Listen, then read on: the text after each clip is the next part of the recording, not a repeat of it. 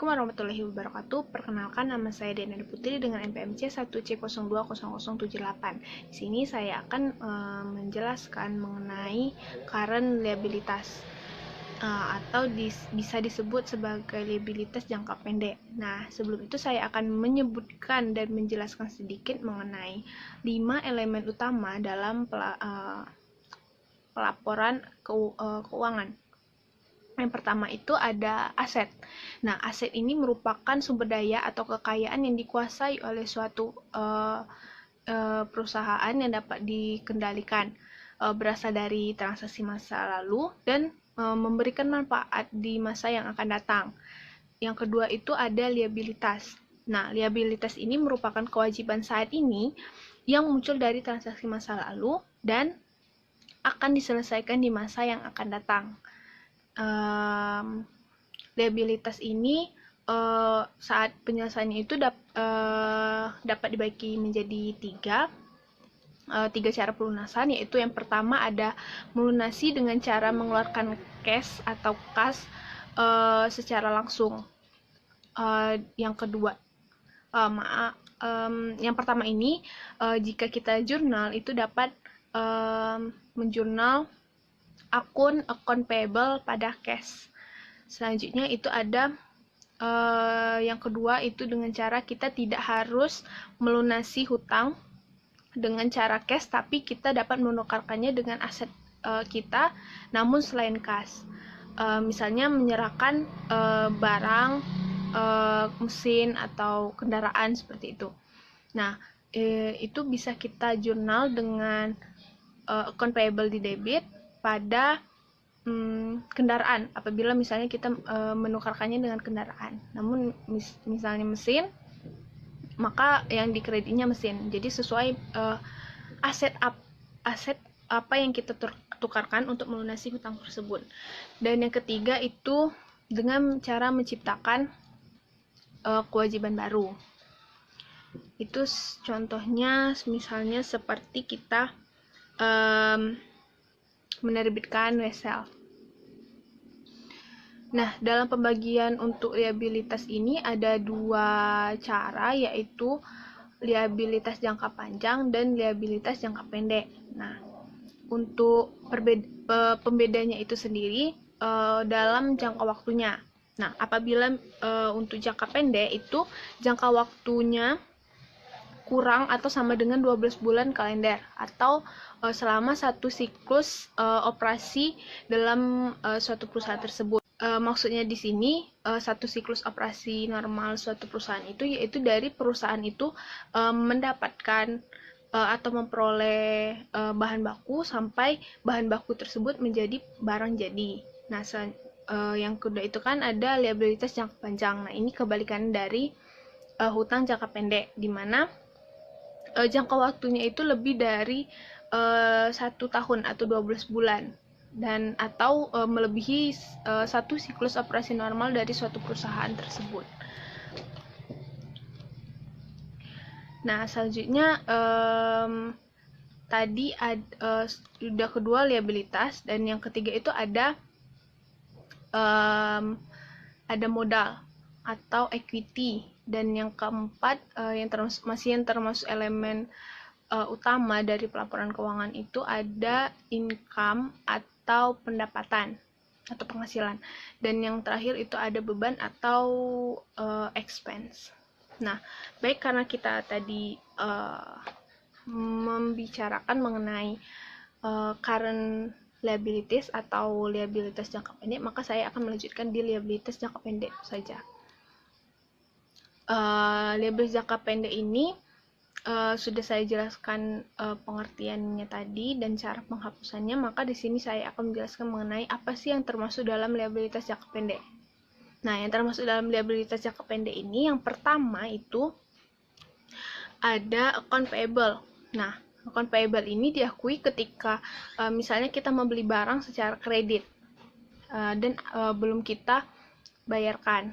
Nah, contohnya misalnya kita membeli perlengkapan sebesar 1 juta rupiah secara kredit, maka kita akan menjurnal transaksi tersebut, supplies didebit pada account payable sebesar Rp1.000.000.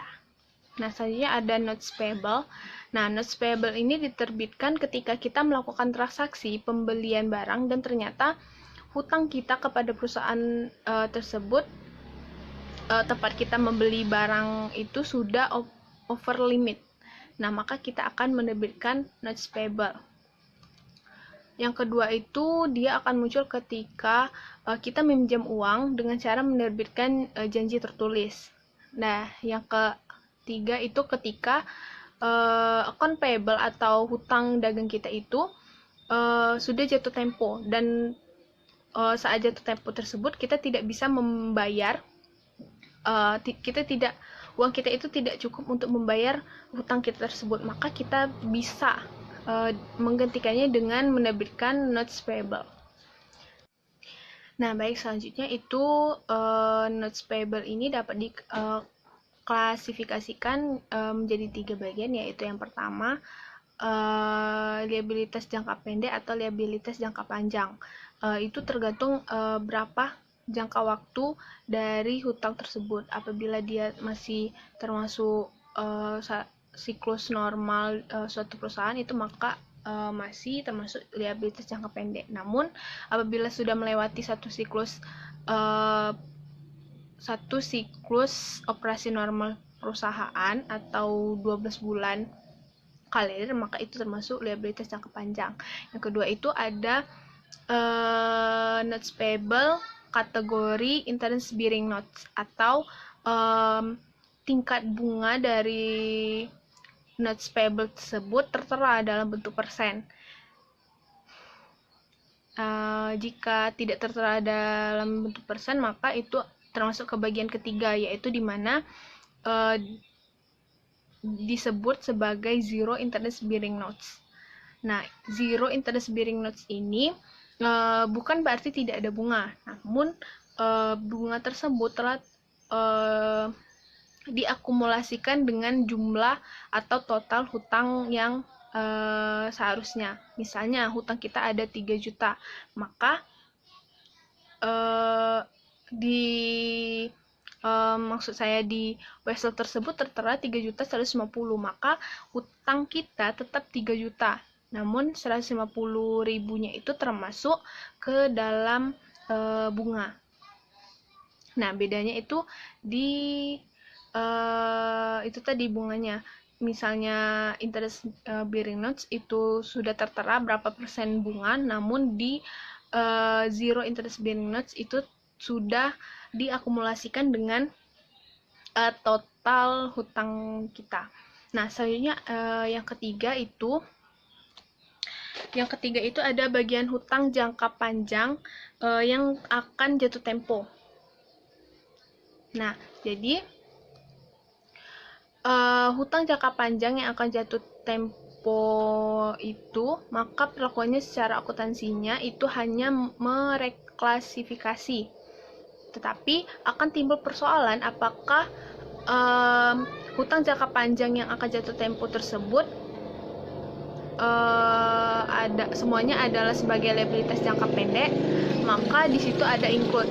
Nah, ada yang di luar dari kategori ini apabila terjadi adanya 3 hal, yaitu seperti yang pertama, dia akan dilunasi dengan akumulasi aset yang kategorinya bukan sebagai current asset atau aset lancar.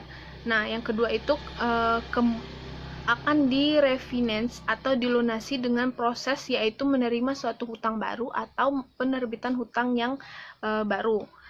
Dan yang ketiga yaitu seandainya dia akan dikonversi menjadi saham biasa, maka walaupun masuk kategori current maturity of long term debt, jika dia kategorinya itu terpenuhi, maka dia tetap tidak termasuk sebagai liabilitas jangka pendek atau tetap menjadi liabilitas jangka panjang.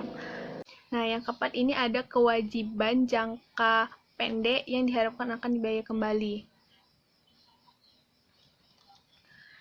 Yang kelima itu ada dividen payable. Nah, dividen payable atau utang dividen, yaitu sebagian laba yang diperoleh perusahaan yang didistribusikan atau dibagikan kepada pemegang saham. Nah, dividen ini diambil dari laba.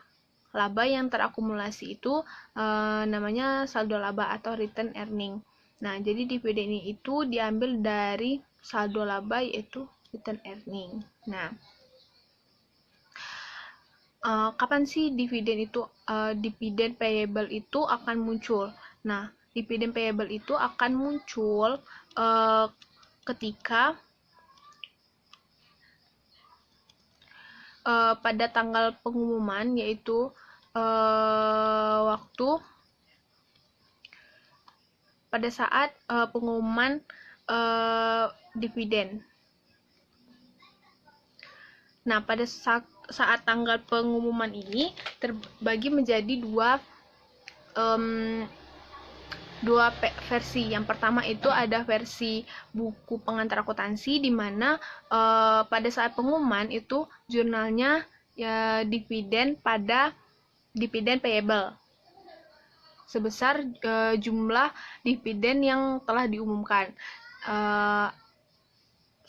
Yang versi buku intermediate accounting itu jurnal pada saat tanggal pengumuman itu return earning pada account payable. Nah, sebesar jumlah dividen yang sudah diumumkan.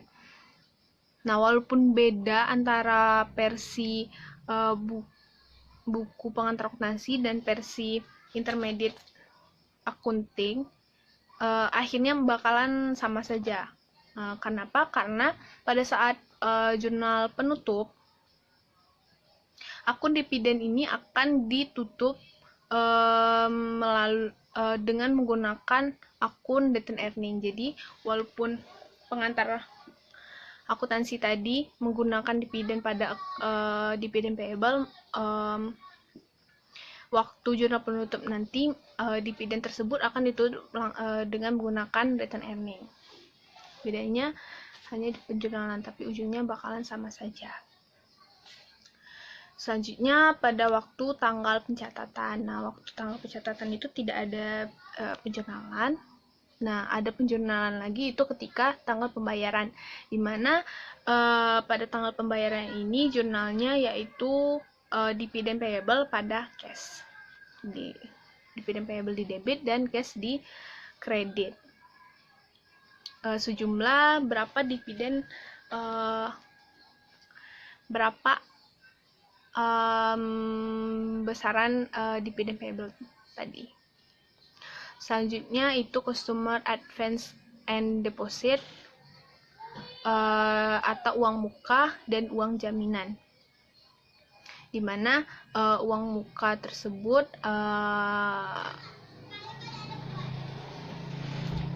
ada yang bisa ditarik kembali oleh customer. Contohnya misalnya kita membayar uang sewa. Nah, uang sewa itu bisa lebih mahal dari harga dari barang tersebut. Kenapa demikian? Karena apabila kita tidak mengembalikan